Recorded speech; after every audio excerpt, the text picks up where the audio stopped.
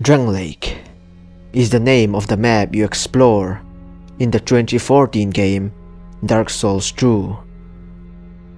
And although it may not always have been known as Drangleic, maybe as Ven or Alken, as many kingdoms has rise and fall on this land, it has the ability to specifically attract humans to settle in it.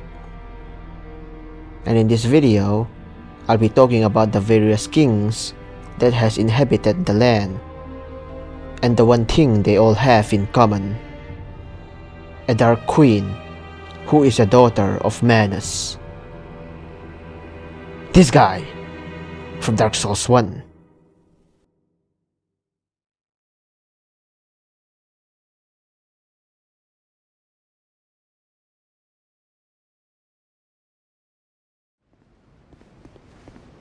Let's start with the last king of Drangleic, King Vendrick.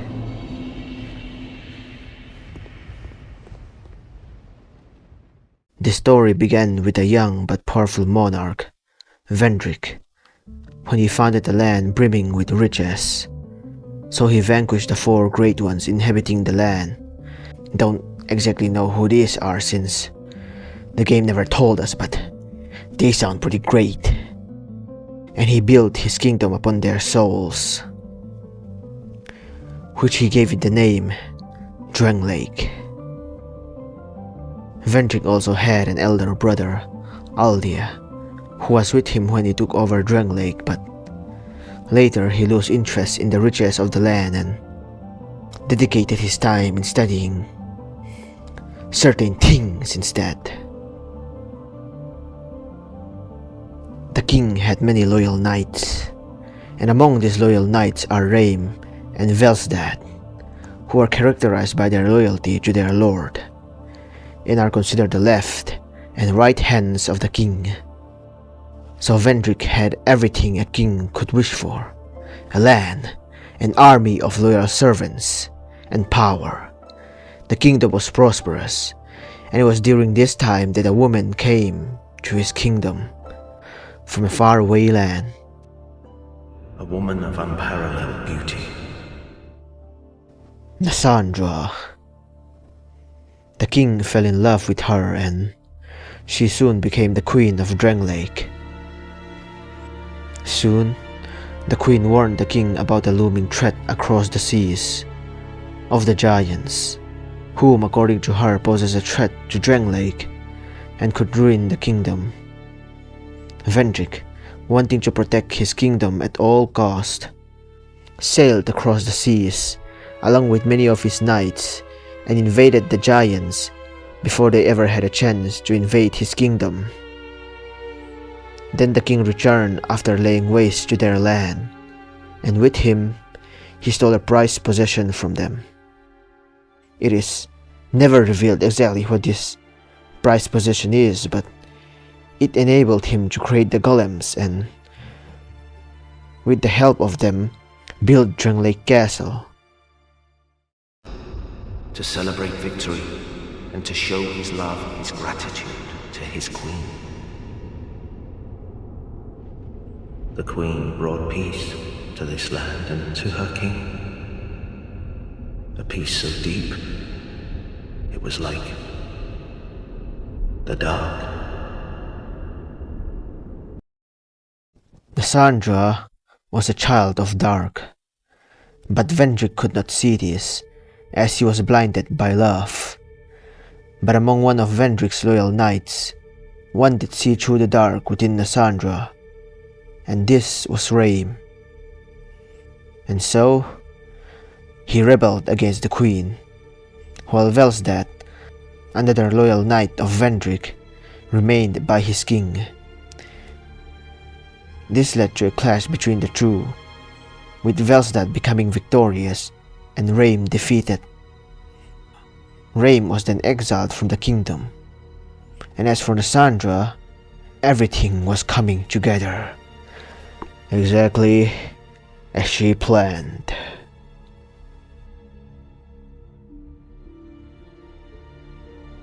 Soon, the giants whom Vendrick thought will not be able to cross the seas, did cross the sea, and invaded Drangleic with their hearts full of vengeance. They came in large numbers, and as the kingdom was unprepared, it suffered great losses, as they were more powerful and stronger. This attack was led by the Giant Lord, who was also a much more capable and stronger ruler when compared to the king. In the midst of all this, the undead curse also started appearing and continued to spread among humans due to the fading flame, making anyone branded with the dark side unable to die and eventually go hollow. And it wouldn't be long until the king eventually got it himself. But Vendrick did not know that the curse was caused by the fading flame, so he imprisoned anyone branded with the dark side to the lost Bastille. This solution obviously does not work, and the curse continued to spread in the kingdom. Even the royal swordsmen stationed at the Bastille got the curse themselves. This curse is also the same reason for King Vendrick to condemn his own elder brother to the mansion. They both saw the truth, but through different means, and their fervor means the eventual withering of their familial ties. But that's a story for another day.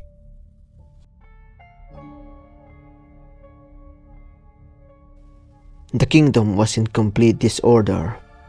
This is when Vendrick finally realized the person who was responsible for all of this is Cassandra, and that she has been patiently waiting for Vendrick to ascend the throne of Want, which can be entered only by killing the Giant Lord and obtaining the giant's kinship. This is so that she could take the first flame for herself, as she lusts only for power. The true nature of Cassandra was now clear to Vendrick, so he never took the true throne. But he eventually got the undead curse as well, draining him of his power and unable to defeat Cassandra. So he instead focused on putting all of his efforts to stop her. He built the king's gates that would block the crucial areas needed to enter the throne of Want, and this could be opened only by wearing the king's ring, aka his ring. Not long after, Vendrick fled away from his queen through the king's passage with his most trusted knight, Velsdad, and assigned the Looking Glass Knight to guard the passage, who, staying loyal to his king, can be seen guarding it even at the time of the game. Then the king continued on to the Shrine of Amana, a place of rest and comfort for anyone bounded by death and dark.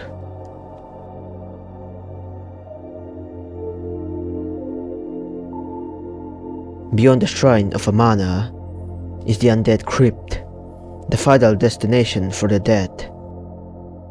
This is where Vendrick decided to stay for the rest of his life, to wait for someone who is strong and powerful enough to get to him and collect his ring, so that Cassandra could be defeated, something he was unable to do himself, as he was growing powerless due to the dark side.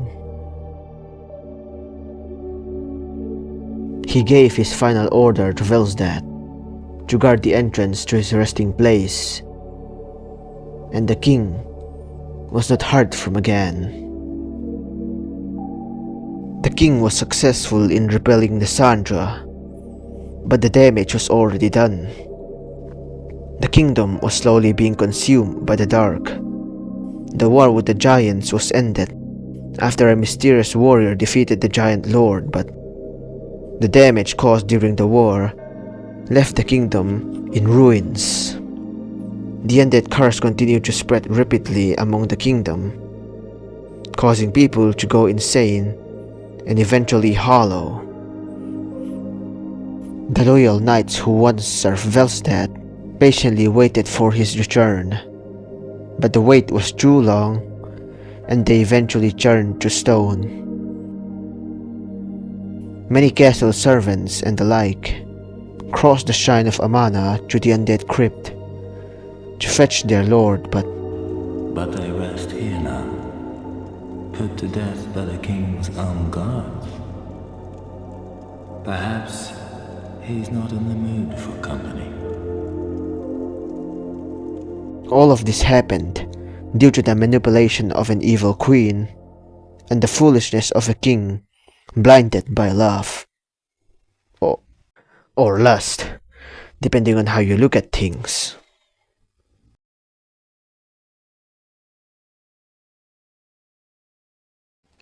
But what would happen if the plan of an evil queen, such as Nassandra, actually worked? The answer lies deep below the grounds of Drangleic. If one descends down the Majula pit, through the gutter, and continue down to the Black Gulch. Below it is the domain of an ancient king, the Sunken King, whose name has been forgotten with the passage of time.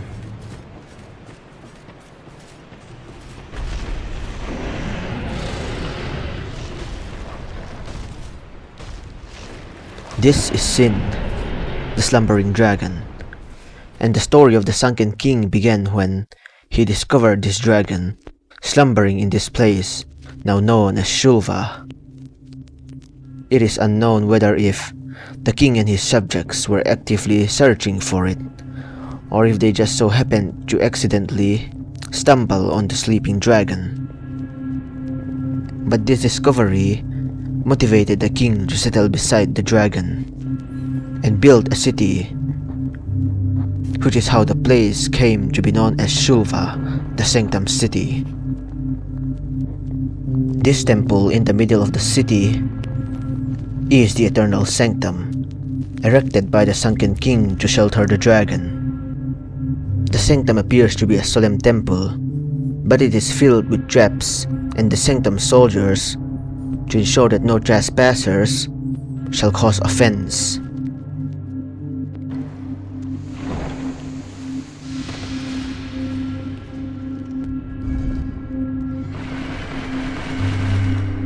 The king and his subjects offered prayer to the dragon, so miracles flourished within the community, while the development of sorceries were stunted as they were considered taboo. The Sanctum Priestess devoted their lives to singing for the dragon, to soothe and comfort its sleep, although one have to wonder if a single word ever reached the dragon's ear. The Sunken King was able to build this monolithic underground city. His subjects remained faithful to their duties, and the dragon continued its slumber. So the king was able to create a great kingdom. Then what about the queen? The queen of the Sunken City is Elana, sister of Nassandra. It is not mentioned when exactly she met the king, but I assume it is after the king built the Sunken City, as Nassandra also met Vendrick after his rose to power. When Elana became the queen, she started singing songs for the dragon, like the Sanctum Priestess before her. Everything was going well, when unexpectedly, the city was invaded by Saryork and his blood-drake knights, who believed that they could transcend their own banal existence using the blood of a dragon. I don't have a single lick of clue what that means, but it sounds like a glorious purpose. So when Saryork got word of a slumbering dragon deep below the ground, he acted quickly, immediately leading an invasion of Shulva along with his knights. and lay waste to the city. This eventually led to a battle between the Sunken King and Sir York, with Sir York becoming victorious. After defeating the Sunken King, Sir York goes to the Dragon's Rest and pierces Sin with his spear to get the dragon's blood, but suddenly Sin arose from his rest, spewing poison that has long been brewing within him during his slumber, immediately killing Sir York and blanketing the entire city and its residents with poison. The city was now in complete destruction, and Sin roamed aimlessly around the city, hostile to any strangers entering the city and even its own residents.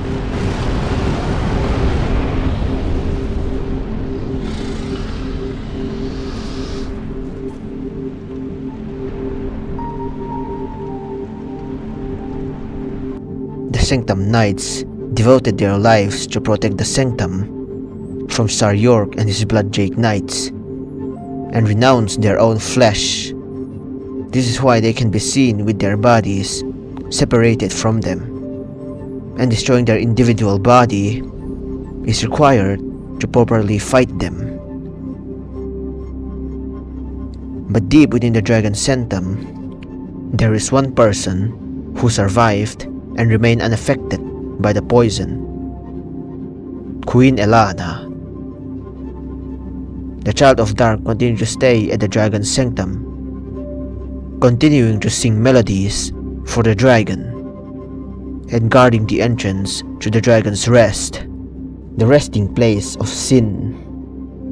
If we compare Elana to her sister, Nasandra, it is possible that the invasion of Sir York and his Blooddrake Knights and the destruction of the city was all planned by her. She saw a great king with a great kingdom seek his affection and manipulated him for her own benefits to claim the slumbering dragon for herself. When fighting Elana, she can be seen summoning a mirror image of Velzdad, so maybe before he became a knight of Drangleic, Velzdad used to serve for the Sunken King and his queen.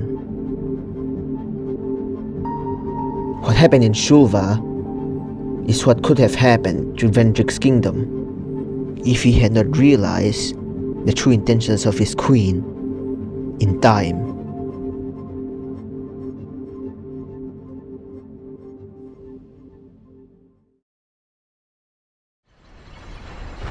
But what about a queen who is not evil? To find such queen, one will have to wander the land of Ven to the domain of the old Iron King.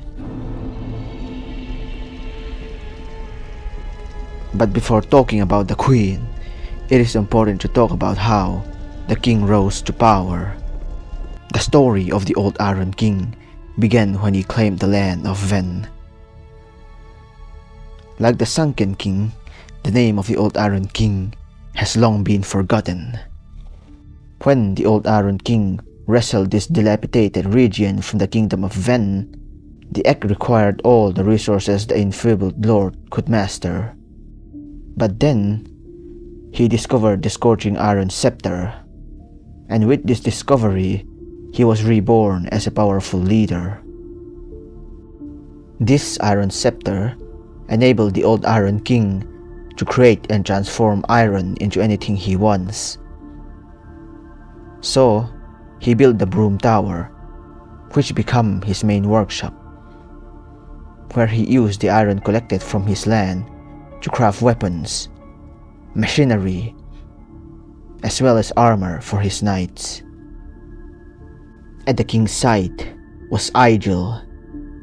Igel? I don't know this guy, who was a master of pyromancy, and with his help, the king was able to give life to things made purely out of iron that would serve him. If one goes to the Iron Passage, the aged smelter demon can be found. Although this one appears to be made from sorcery instead of pyromancy. The old Iron King continued to grow in power, and eventually, he met Sir Alun. In the heyday of his land, the old Iron King fancied entertaining dubious and eccentric guests from faraway lands. Most of them were charlatans, but among the riffraff was an unusual knight from the Far East. And this was Sir Alun. Sir Alun came to this land from the east, chose to serve a little-known and unestablished lord, and helped him become the old Iron King. Later, he became the king's most trusted knight. The king continued to expand his kingdom to other parts of the land, and built a castle made purely out of iron on top of a volcanic mountain, and named it as the Iron Keep. The knights here are trained by Sir Alun himself, which is how they came to be known as the Alun Knights, and are decked with armor and weapons made purely out of iron. Most of the king's subjects were loyal, but the punishment for offending the king was also cruel, as can be seen in the Huntsman's Copse, a place where undead hunts used to take place during the Iron King's rule. The skeleton lords had the duty of locking away undead prisoners, who are then later sent into the undead purgatory,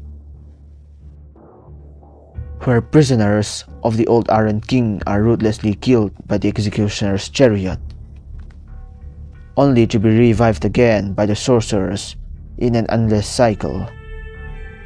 Some may consider this cruel and inhumane, but the king couldn't care less, as his growth in power continued to increase. Then, at the very peak of his sire's rule, Sir Alun set out again in search of lands yet unknown. At least, this is what the legends say. Entering the memory of the old Iron King, however, told a different story. When the king was at the height of his reign, he sees that Sir Alun was no longer useful to him, so he departed to take him out. Although some of the knights defended Sir Alun, they were no match for the Iron King. Sir Alun, the most loyal knight of the Iron King, is now being betrayed and hunted down by the very man he helped to become a strong and powerful king. The king who would have been forgotten in history if not for his help.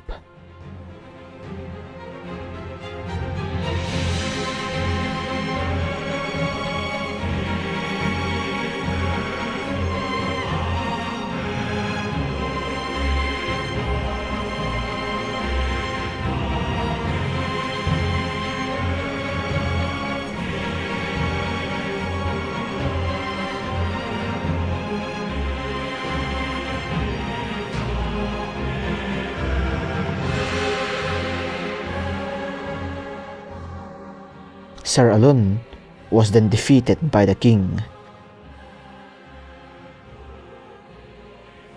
The king kept his armor and weapon at the top of the broom tower, maybe as a trophy, or maybe just to feel his pride. This also means that Sir Alun never set out in search of lands yet unknown. Instead, this was just a lie fabricated by the king so that the knights that once served Sir Alun wouldn't rebel against him.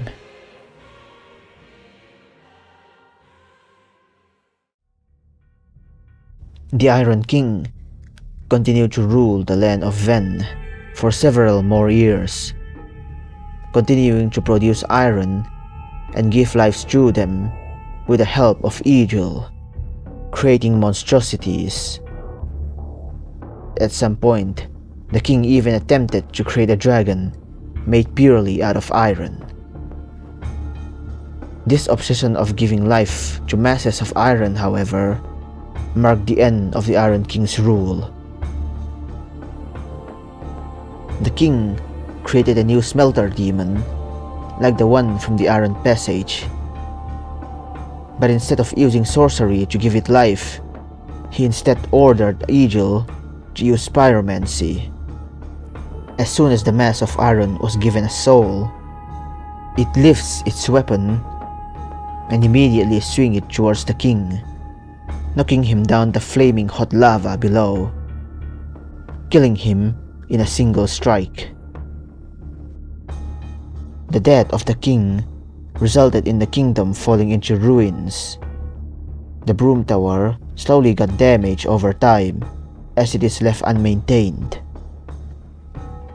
The Iron Keep slowly sank into the lava below as it is built on top of a volcanic mountain, and the castle was too heavy for it to handle. There's good iron in these parts. An old king used it to build a castle. But the fuel was too heavy. It slowly sank into the ground. Fire spouted from the earth, and the place turned into this. At least, that's what I've been told. A bad story, eh? The land of Ven was slowly run over by thieves and bandits. The store of iron are taken apart and stolen by other kingdoms. And the only trace of the kingdom that remained are the Alon Knights, who remained at the Iron Keep and continued to defend it even after the lower part of the keep had been completely consumed by lava. The human ego. How many ugly iron castles has it erected? And they don't even see the folly of their ways. But that's what makes watching humankind so delightful. It reminds me of someone who lived long ago. A vainglorious liar who ended up hurling himself into the flames. Now he's Icarus Earth, if I'm not mistaken. So, in conclusion, the kingdom was destroyed and left in ruins because of the rule of an evil king. But what about the queen?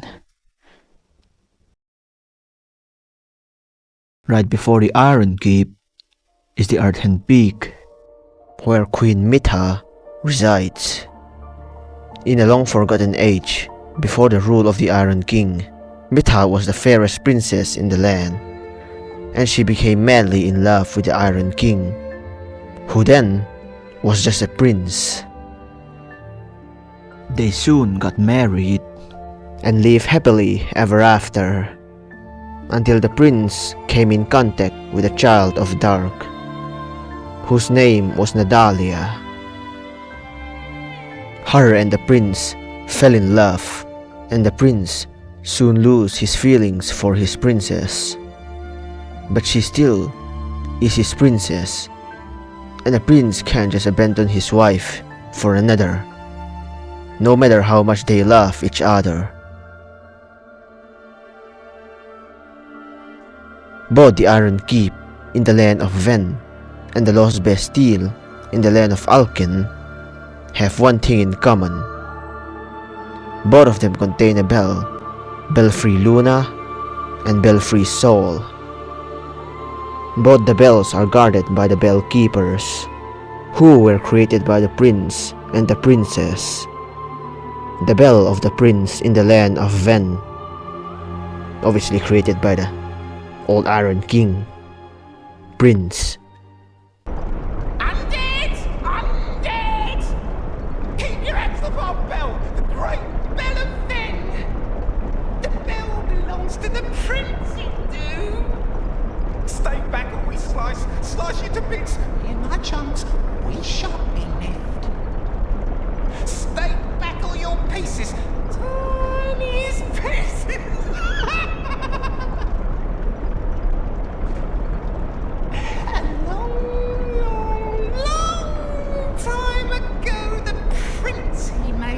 Yes, just like so. To guard this bell. Princess's honor. Stay away, foul undead, or you'll be a goner.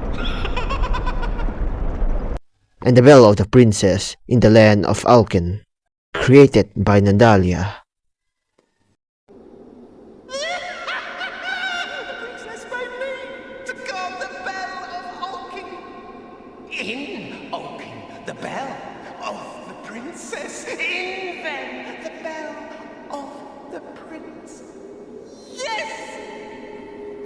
stretched down to bits. Gather around and ring the bell swift. We've been ringing this bell forever, we have.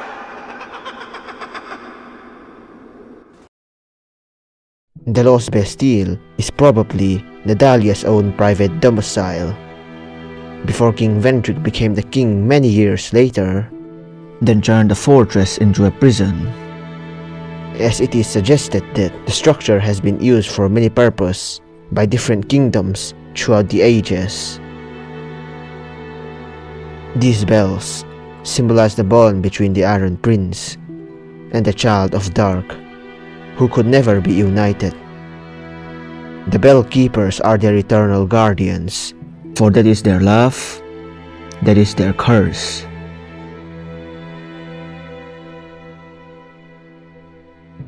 As for Princess Mitha, her feelings for her prince doesn't fade a bit.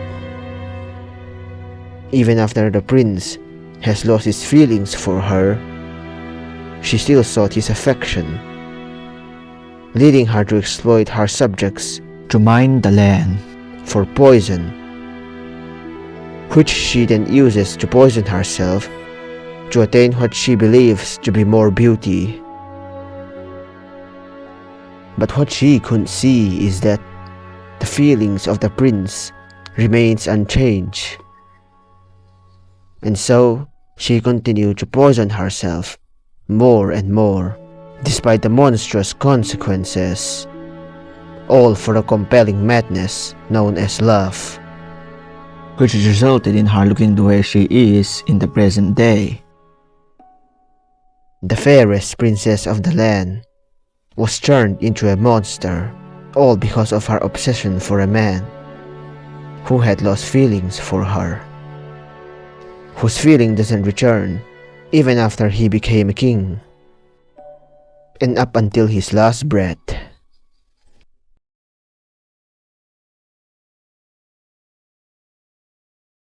As for Nadalia, she one day sets out to find her lover long after he became a king. But at the time of her arrival, she realized that she was too late, and the Iron King of Ven had already passed away. Dispirited, she took his crown, as it is the only thing that remained of her king, and chose the Broom Tower as her own private domicile. She then split her soul into multiple fragments, kept the crown at the lowermost floor of the tower, and after that, she was transfigured as smoke, to be known as the Bride of Ash, attracting and luring people to her residence. The earlier residents of the tower, and anyone who entered the tower, were then transfigured by the Bride of Ash, with their sole purpose set on protecting the crown of our once beloved king against any intruders for all of eternity. So basically, she had the ability to mind control anyone who's close to the Broom Tower. After many years had passed, there's one such intruder who is someone familiar. Raim, from the kingdom of Drangleic. After his exile, due to rebelling against the Dark Queen, Lysandra, he came across the Broom Tower and met the Child of Dark that resides there.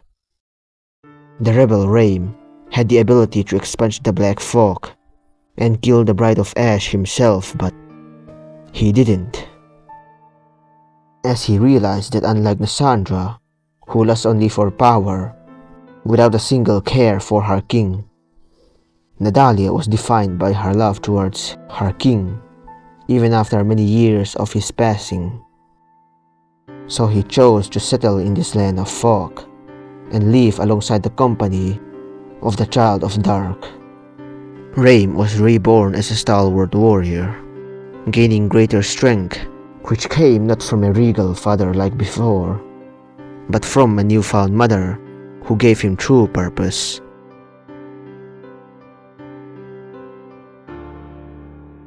In the present day, he can be seen at the lowermost floor of the Broom Tower, guarding the crown of the old Iron King, and what once was the physical body of Nadalia. When the bearer of the curse, aka you, arrive at the Broom Tower, Nadalia can be heard talking to you, as she senses the powerful souls that you possess, assuming you're the old Iron King, assuming that her long-lost lover has returned.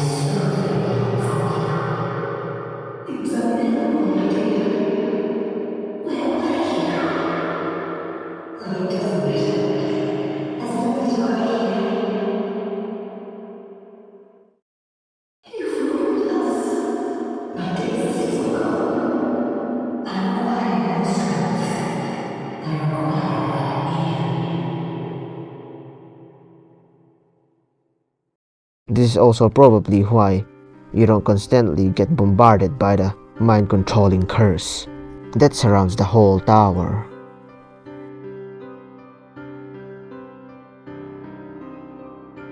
The smelter wedges, which were formed in this land, are the only thing that can expunge the Bride of Ash.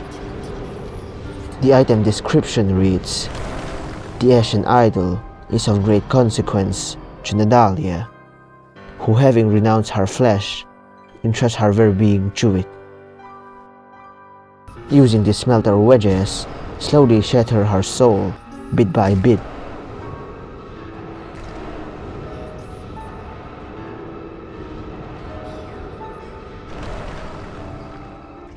And eventually, the Bride of Ash is no more, and Nadalia is finally put to rest, putting an end to the story of the old Iron King."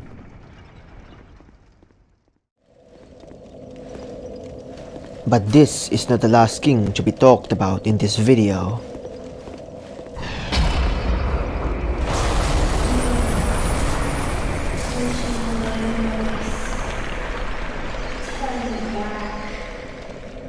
The old chaos hungers still.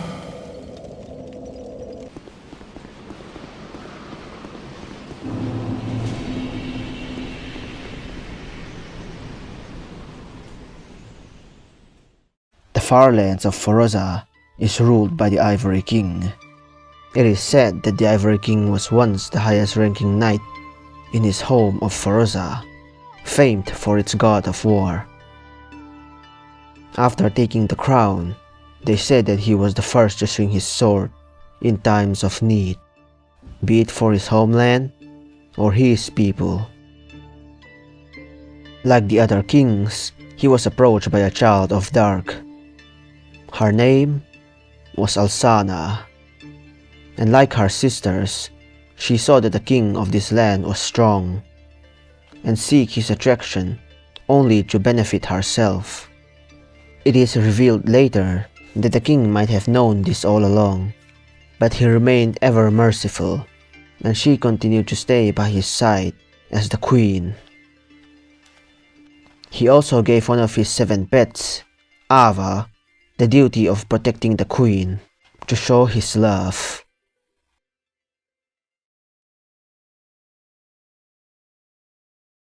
During the peak of the Ivory King's rule, the Chaos Fire started appearing at the land of Foraza in Eliam Lois. The land became cursed, as anyone consumed by the flame became corrupted and turned into demons.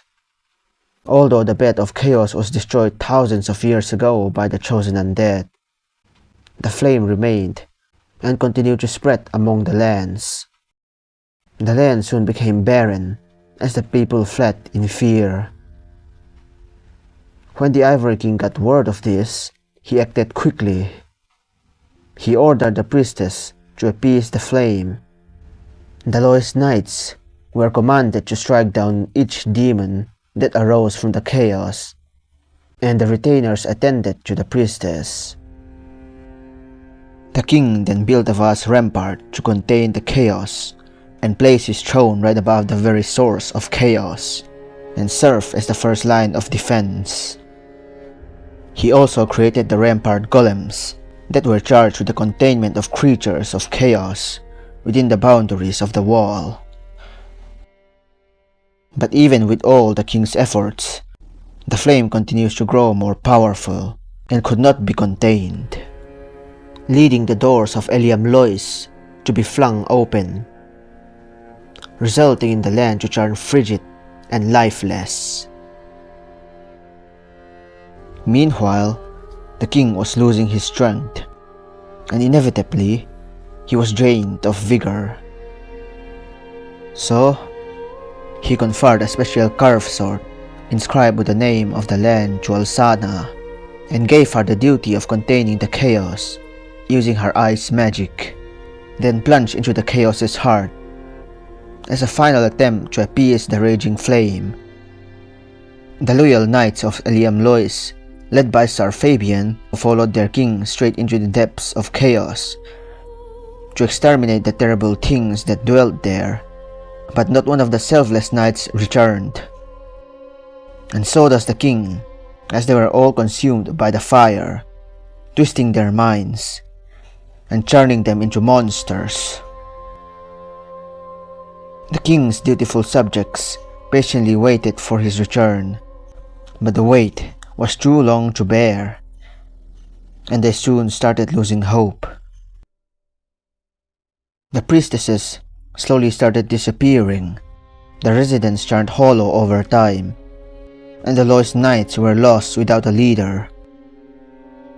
It was during this time that Alsana had the choice to leave this dying kingdom for a better one, but instead she remained at the Grand Cathedral, as the Ivory King's love has changed her, and she stayed true to her king's wishes, continuing to contain the chaos, leaving her as the sole defender of this dead city. Until you came. Like anyone else who arrived at Eliam Lois, the bearer of the curse was warned about the dangers of the chaos. But he, or she, continued to push on. When the queen's protector, Ava, was defeated by him/her, aka you, the queen's hope was renewed. To think Ava could be bested. Who are you? And she told you about the story I just described for the past few minutes. And then, side note, the name of the Ivory King has long been forgotten. But Alsana is still alive, so I don't know why she didn't just tell us the true name of the king. Anyway, and then she opened the gateway to chaos. I have but one wish. That my dear Lord might be freed from that unspeakable chaos. I haven't the strength to help him myself. But perhaps one such as you. Though I am yet to know your name, stranger, will you lend me your strength?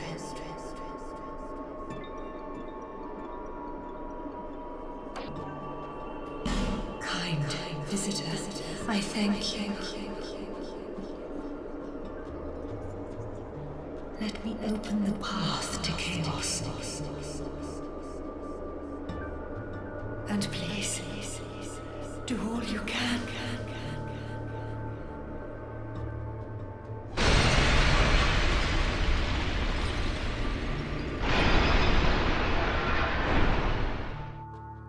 She then said that the Lois Knights, who remained at Eliam Lois await a new leader to guide them into chaos.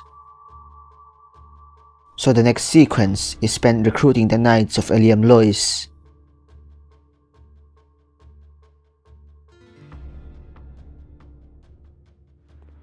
And also this.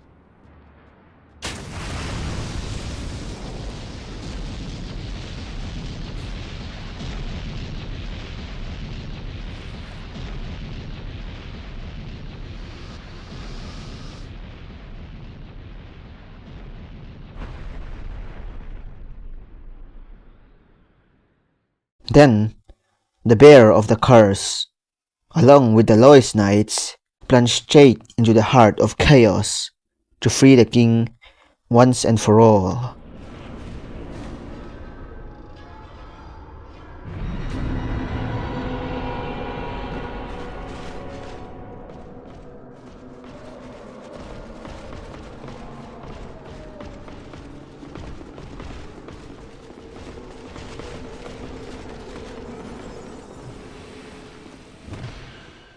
The battle was intense, as all of the knights that went along with the king also became corrupted by the fire.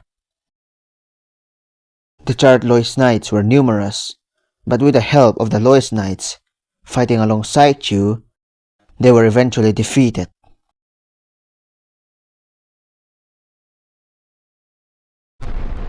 Then came the Ivory King himself.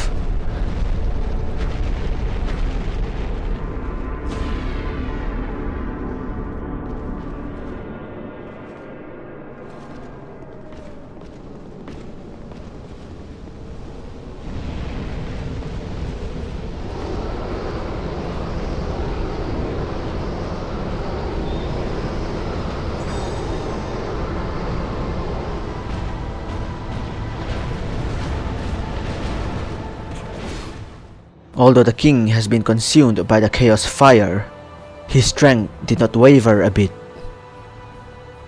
and he remained a strong opponent for anyone who dared to challenge him. As for the Lois Knights, they were commanded to strike down each malformed creature that arose from chaos, and they would not hesitate, even if it were their own king.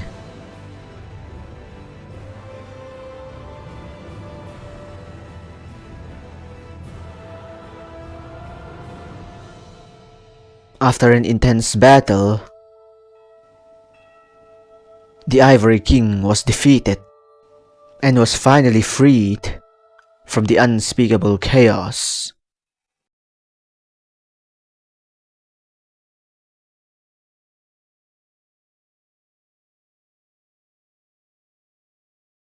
Then you can talk to Alsana for the last time, putting an end to the story of the Ivory King. You've granted my one wish. Now, I have no regrets. I was born amidst the dark. Long ago, in the depths of the abyss, my father perished. The dark shattered into tiny pieces, one of which was me. How frightened I was. A frail thing, born from but a splinter of dark. I felt that I might simply disappear. I am, in fact, the incarnation of my father's fears. I saw that the king of this land was strong. I sought him only to sustain myself, to smother my fears. Now, I realize that he may have known all along. I was born of fear, and my lord provided comfort. And so, here I remain, heiress to my lord's wishes, watching over chaos. Until the end of time.